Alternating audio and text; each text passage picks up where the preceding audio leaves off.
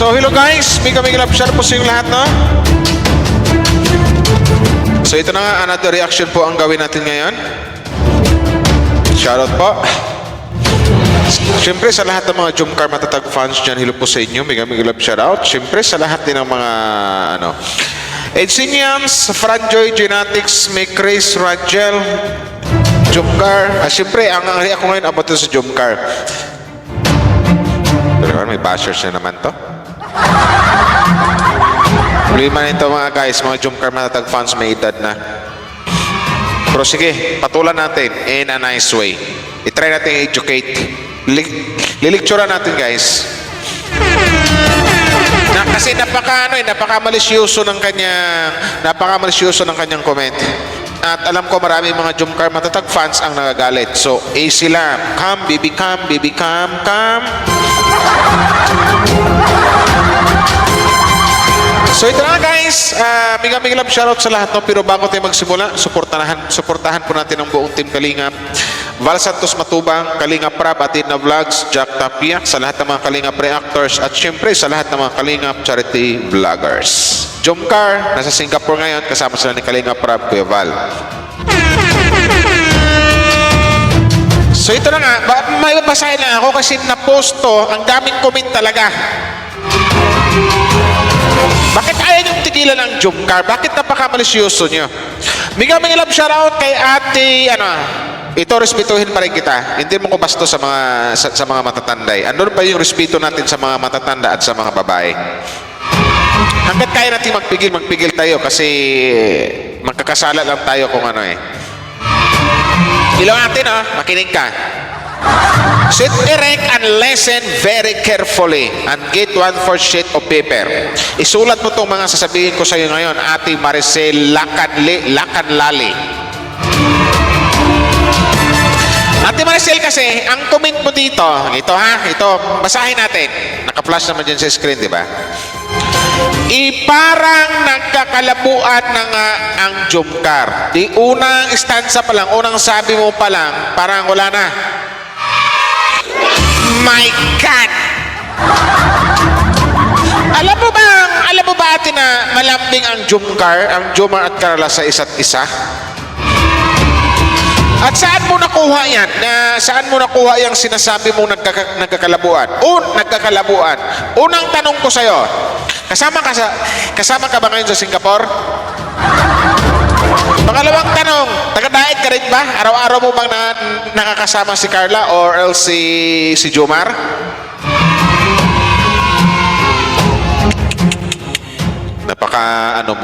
Grabe talaga, ando na yung, grabe overthink ba to or nagawa-gawa ng kwento or may masabi lang, may mabash lang. Tingnan nyo, hindi sila nagpapansinan. Paano mo ka nagsabi? Literal na nagawa-gawa ka ng kwento ate. Kaya ang tanong ko dito, taga doon ka ba? Kapitbahay ba kayo ni Carla? Kapitbahay ba kayo ni Jomar? Doon ka rin ba nakatira, Ate Maricel Lacanlali? Hindi kita papasusin dito maya-maya, pero magpigil-pigil lang ako. Lalo na si Jomar, hindi niya pinapansin si Carla. My God, hinusgahan nyo naman si Kalingap Jomar. Ito na naman. Sasakyan naman ng mga bashers to. Ano yung pinagsasabi mong hindi pinapansin ni Jomar ang isang Carla? Ano ba nangyari sa inyo? Bakit nagkagaganito? Ayaw niyong tigilan ang Jomcar. Hindi niya nga, ilang beses ko bang sinabi at sinampal sa mga alimpatakan niyo na hindi niyo kayang sirain or wasakin ang Jomcar, ang pundasyon ng Jomcar or ang pagmamahalan ng Jomcar. Ate Maricel, matanda na tayo eh. May kasama ka pang pusa dyan sa picture mo. Kung ako rin naging pusa, kakalmutin ko na yung pagmumukha mo. Laging yung ganyan. Hindi niya pinapansin. Hindi silang upansin. Lalo si Jomar, hindi niya pinapansin si Carla. Sa pareho silang daw eh. Pareho silang dalawa na hindi na masaya. Paano mo na sabi ate? Ito ate no, literal. Real talk, prangkahin na kita ate, basher ka. Ang hilig mong gumagawa-gawa ng kwento para lang masiraan yung dalawa. Kasi ang iniisip mo dito, something like na may mga Jumcar matatag fans na maniniwala sa'yo eh. Pero sorry ka na lang kasi yung comment mo pang BO-BO, pang bobo, pang bopols, pang boplax. Yun yan. Wait lang wala pa akong sinasabi sa'yo masama. Wait lang. Huwag ka muna magalit kung mapanood mo yung upload ko na ito. Anong hindi na sila masaya? Ano? Kasi ang mahal talaga ni Jomar si Man Amy. Yun may Amy to. Anak ng tipaklong talaga to si Maricela. Galing magawa ng kwento. Kung kailan ka tumanda, ganyan ka. Si Amy, yung ano, yung kumare. Yung kumare ni Jomar. Bakit ba pinagpilitan nyo? Nagninino nga lang sila. Bakit ba sundot ka ng sundot doon? Anak ang tipaklong naman talaga, Maricel, ayusin mo yung upo mo, ha? City Rec. Bakit ba lagi niyong sinisiraan yung Jumcar? Ano bang mayroon sa Jumcar? Bakit inggit na inggit kayo at galit na galit kayo? Nagpamahala lang naman yung dalawa. Mahal ni Jomar si Carla, mahal ni Carla si Jomar. So anong mali doon? Bakit yung sinisiraan? Maricela Canlali, wala ka bang asawa? Pusa lang ba yung kasama mo habang buhay? Kasi sa picture mo, pusa lang yung ano mo dyan, yung kasama mo. Pusang gala. Pusang gala talaga. Uy, hindi mura, ha? Si Ma'am Amy, na kahit alam niyang asawa siya ni Kalingap. Si Amy, nadamay mo naman si Kalingap iyan. Si Amy, sorry, mali yung sinasabi kong kaibigan ni Jomar. Kasi sabi niya dito, mahal talaga ni Jomar si Ma'am Amy kahit alam niyang asawa siya ni Kalingap iyan. Nako po, literal na bashers nga talaga to. Tarantado ang pag-iisip nito, may bakukang ang utak nitong si Maricela Canlali. Sira ulo to, sira tuktok nito. Ito, ang hilig maggawa-gawa ng kwento, maggawa ng istorya eh. At ang jowa ni Jomar, at ang gulo mo mag-comment ate, sino to? Si ang mahal talaga ni Jomar si Ma'am Amy. Kahit alam niyang asawa niya si Kalingap. Asawa siya ni Amy kahit alam niyang asawa siya ni Kalingap iyan.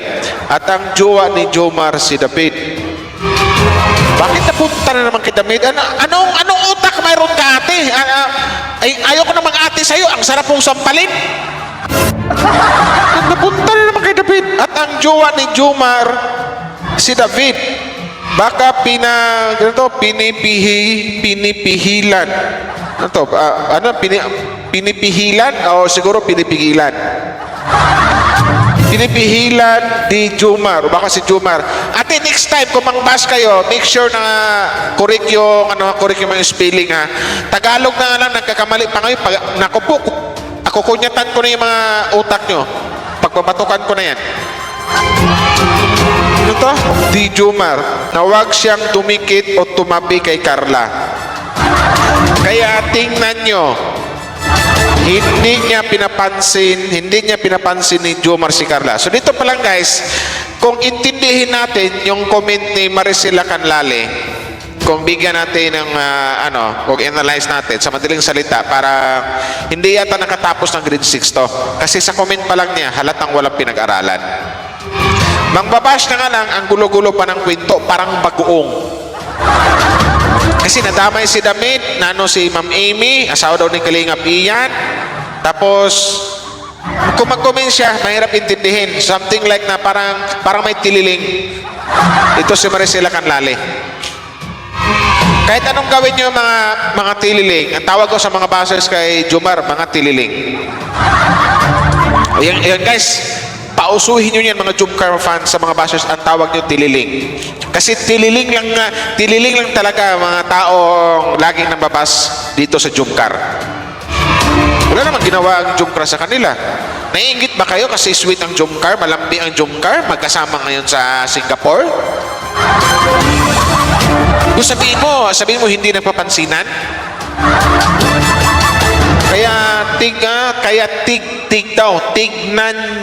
Tignan nyo, hindi pinapansin ni Jomar si Carla.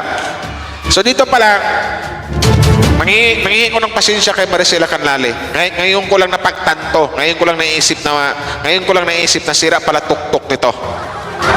Or siguro kulang sa piso, alanganin sa 50 centavos. Kailangan na siguro ipamintal to. Yon.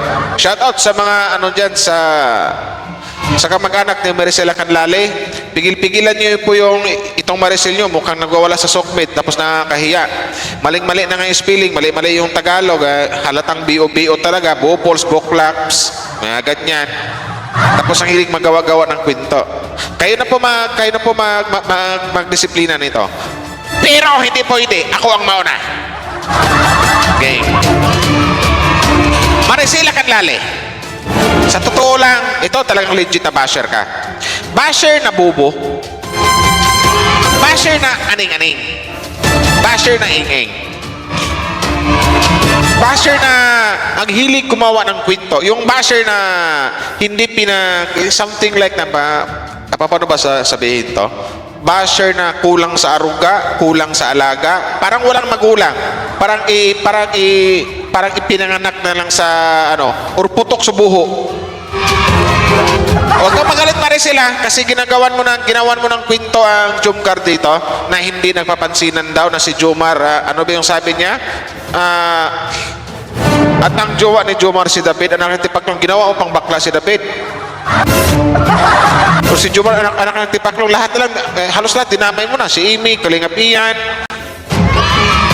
Ano ba nangyari sa'yo? Ano ba na... Itong mga bashers ng Jomcar, parang may mga tililing na talaga. Kung sa picture naman, tingnan natin sa picture. Sa picture niya.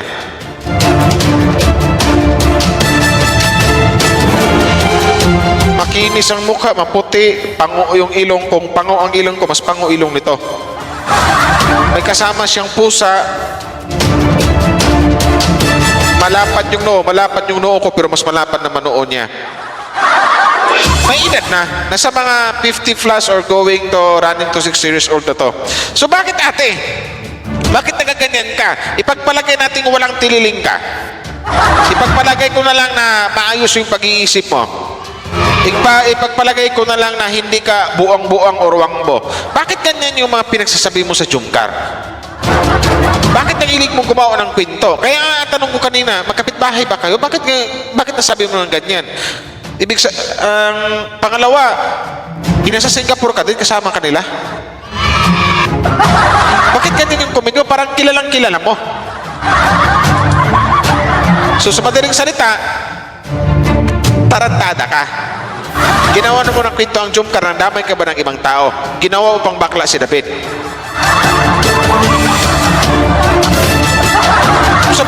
Sabihin mo nito, hindi nagpapansinan si Carla at saka si Jomar. Iwan ko na lang din kung mayroon bang mga Jomcar matatag fans na maniniwala sa'yo. Aning-aning na lang din siguro yung maniniwala sa'yo. Maricela Canlale. Siguro ang maniwala sa Canlale, ang sasakay sa'yo or something like na maniniwala sa comment mo, yung mga bashers na ng Jomcar.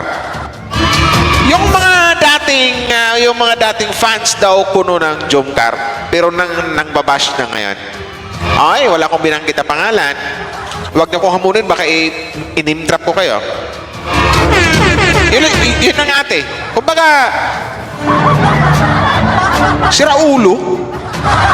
Sira tuktok. Bakit ganyan yung comment mo, ate? Anong nangyari sa'yo? Pero dito ate, malakas talaga ang kutob ko. Malakas ang pakiwari ko talaga. May sapak ka talaga sa utak. Yun lang yun. Or something like basag ang pula. Alam mo yung basag ang pula ate, ibig sabihin nun? Kung hindi mo alam, i-google mo na lang kung anong ibig sabihin ng basag na pula. Kasi yung comment mo, kung iintindihin ko talaga, basag talaga ang pula mo. Next time, kung mang-bash kayo, correct naman. Tagalog na lang, sariling wika natin, nagkakamali ka pa, anak ng tipaklo nga. Huwag ganon. Nakakahiya. Kung kamag-anak kita, hindi kita angkin ng kamag-anak eh. Bang itong comment mo? Parang parang nagkakalabuan na nga ang Jomcar. Tignan nyo. Tig daw, hindi tingnan ka, tignan.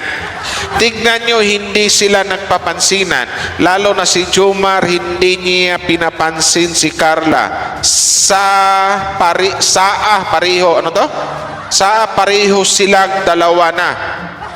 O di ba? Sa comment pa lang siya, halatang hindi nakatapos ng grade 1. Or siguro, nakaabot ng grade 2 siguro, something like that.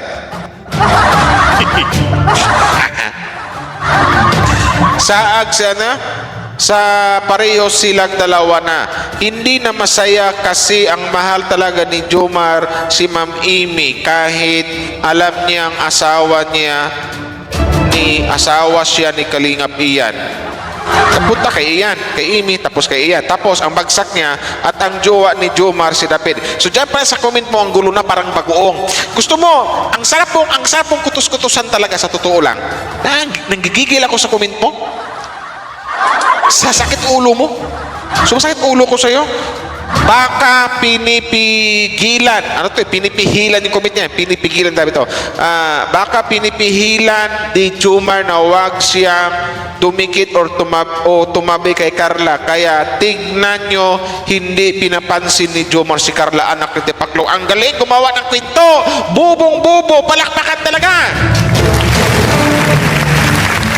Shout out sa mga aning-aning, sa mga ing-ing na sa mga ing-ing na bashers ng Jomcar, sa mga bubo na ano ba to? Parang something, ano ba to? No read, no write?